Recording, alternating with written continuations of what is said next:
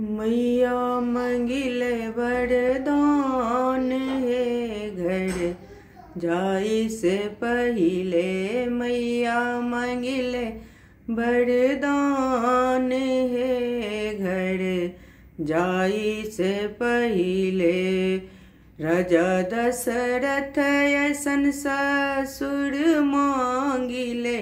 राजा दशरथ ऐसन ससुर मांगिले। रानी कौशल्या ऐसन सासु है घर जाई से पहिले। रानी कौशल्या ऐसन सासु है घर जाई से पहिले। मैया मंगिले वरदान है घर जाई से पहिले।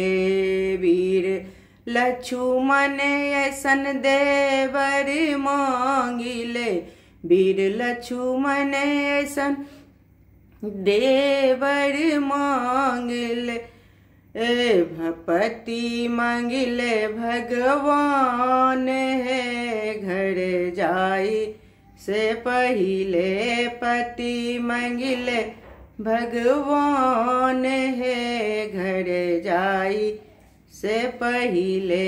मैया मंगिले वरदान है घर जाई से पहिले। भरल रहे मैया धन रे संपत्तिया। भरल रहे मैया नहीं रे ससुरवा। भरल रहे भंडार हे घर जाई से पहिले। भरल रहे भंडार हे घर जाई से पहिले। भरल रहे मैया गोदी के बलकवा।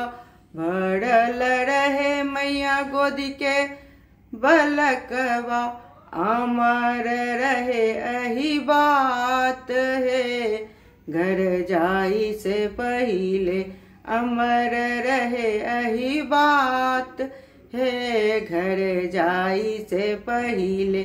मैया मंगिले वरदान हे घर जाई से पहिले। मैया मंगिले वरदान हे घर जाई से पहिले। जय माँ।